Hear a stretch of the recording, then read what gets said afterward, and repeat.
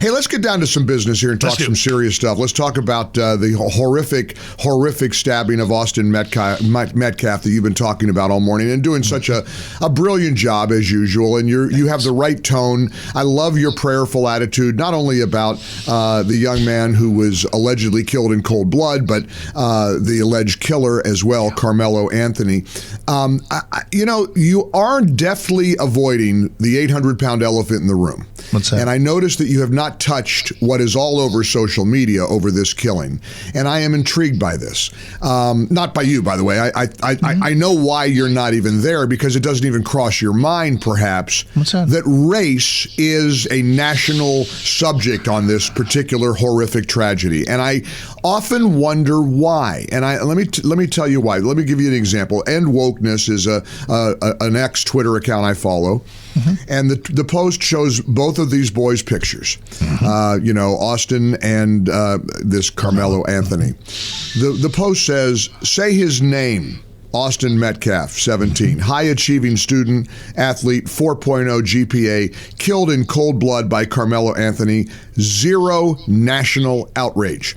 Now, I don't know if the zero national outrage is because this was a senseless killing. These were two kids, both of whom. I think I know, and it bothers me tremendously. If a white kid had killed a black kid, what national outrage are we supposed to have? The Earth would stop spinning in its orbit. The reason I haven't mentioned that as an angle, and first of all, your point is 100% well taken. It's because there's precisely zero reason to believe that race had anything to do with it. And that should be the default setting. But your point is 100% golden, that if a white kid stabbed a black kid, we would have congressional hearings by now.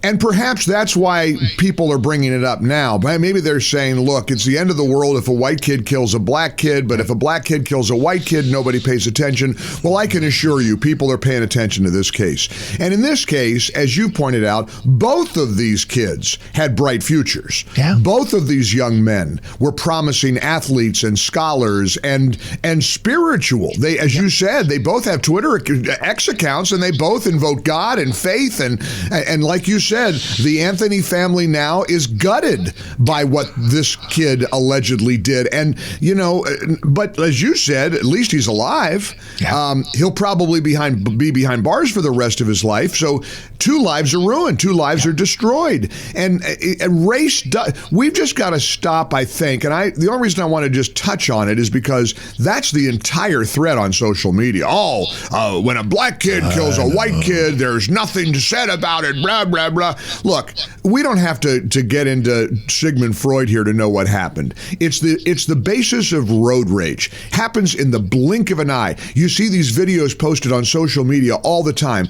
2 people have a disagreement, and before you know it, one of them is dead. And that's because we have these hair trigger atmospheres where everybody feels like if the other person is out to get them. Yep. You cut in front of somebody on I-35. Boom. That's the end of the world. I'm gonna cut him off, and I'm gonna beat him up, and I'm gonna get out. Before you know it, somebody's got a gun out and somebody's dead. And that's what happens. Allegedly, as I understand it, the one kid was in the wrong space or a wrong seat or a wrong place, and they got into a disagreement about that. And Mark, you know how those things go. One thing leads to another, and they're insulting each other, and maybe before you know it, there's a fight, and then this kid pulls out a knife out of his backpack, I guess. Like you said, what's he doing with a knife in his backpack? Yep. But what are you going to do? How are you going to go through every backpack at an outdoor track meet?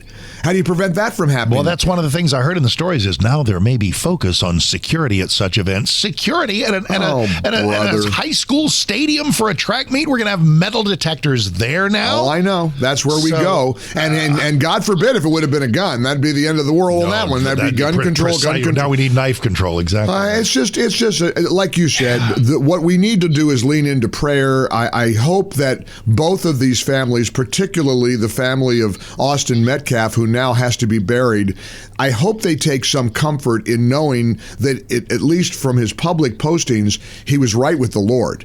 And that should bring them some comfort, because as you said in your beautiful prayer this morning, he's now in the loving arms of God and our Savior. I just, the whole story, when that twin came out, I just had to almost pull the car over to the side of the road when you shared that about in the middle of the report with the mother. And incidentally, kudos to you for understanding why people give interviews. Yeah. They want the world to know about their beautiful boy. Yep. They want the world, they don't want people to forget Austin Metcalf. Nope. And if it means giving an interview, and as you said, everybody grieves in a different way. Mm-hmm. Some days I look back at my wife's funeral. I didn't want to have the receiving line at White's Chapel afterwards. I just thought, I can't do this. I just can't. And I felt terrible because I remember, remember Tom Leppert, the mayor of Dallas at the time? Of course, he showed up. He came to my wife's funeral, and when we were pulling away in the funeral thing, I looked over and just I was numb, but I do remember the memory of Tom and some other people like standing there looking kind of confused, like, why is Mike and the family leaving? Why aren't they standing to shake hands? Because that's such a funeral tradition, and I couldn't do it. I just didn't have it. I just thought it's all I could do to get through the service. I can't believe she's gone. And I just appreciated so much everybody being there. And I look back at that and think how rude I was in doing that in the moment because I should have been gracious enough to say hi to everybody and thank them. But I think there's special dispensation in a case like that. I hope so. And I hope Tom forgives me. And I hope, because I remember him, I could see him. We were driving away. He was like looking kind of confused, like, why are they leaving? And I thought, and it's partly to do with what we do for a living. We have to be on, when we're with a crowd, when we're on a cruise ship, when we're at an M&M experience, you're shaking hands and slapping backs and kissing babies. And I just didn't feel like doing that day. And I hope people have some forgiveness in their heart. 100%. By the way, hey, let's take 1 minute, 2 minutes in the final time we have left to pivot on to the tariffs. Yes.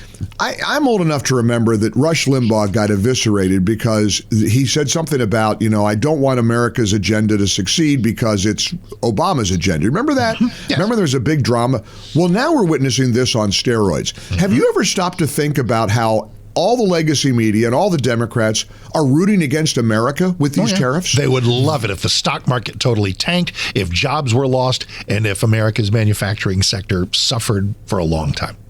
Seriously, that's what they're doing. I mean, there's not a sliver of optimism in any of the coverage except for conservative media. Mm-hmm. You go to Town Hall, you go to Salem News Channel, you go to 660 AM The Answer, you listen to newscasts. Look, this is a big, bold move. But, Trump has talked about, I found an Oprah Winfrey interview he gave 35 years ago where he said our allies aren't paying their fair share. Yep. And this is called fair trade.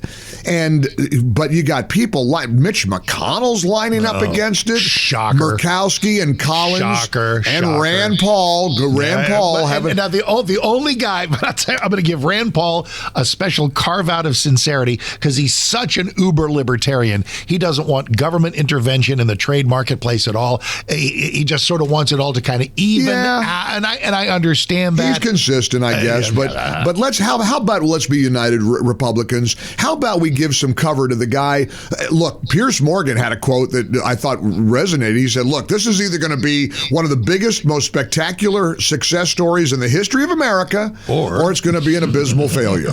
And, I know he's Captain Obvious there, but nonetheless, can we at least have a little bit of optimism for America? Now, look, no matter what you think of Trump, I don't care if you're the biggest Trump hater on the planet. You should want Do you really think he's sitting around saying, let me figure out a way to tank the economy? Exactly. You know what I mean? Exactly. These people lost their minds. Yeah. So let's we're going to talk, we hope today, to the great Stephen Moore and maybe Seb Gorka, get some take from these are great people and smart. And Scott Bessent, what a smart, bright guy. What a one. We don't spend a lot of time through our careers saying, hey, how about that Treasury Secretary? I know. Who even is the Treasury Secretary? Well, we know who everybody is in this administration because they're all various shades of awesome. They sure are, and they're and so let's just keep praying for our country, see how it goes. So, Absolutely. All right, good job, happy Wednesday, or what is this, Thursday? I know it's crazy Thursday already, dude. It means that you know what that means. You know what tomorrow is. Tomorrow is the couple of days early Mike Gallagher's 65th birthday. No. Skip it. No, that's right, everybody. And it's a moratorium. Get ready. It's tomorrow. I got a text. Segment. I saw a lady on X from Minnesota said, "Would you stop whining about turning 65?" She said, "I'm turning 65 in October, and you're making me nervous." I mean, I'm just not. Relax. Your kids. I tell you, got here quick. It arrived quickly. All right, happy Thursday, my friend. I love you. Great work, and great work today, Mark. Thank you. Great work on this. Appreciate it so very, very much. Great work every day for Mike, and it starts at 10 as soon as we're done on 660 AM. The Answer.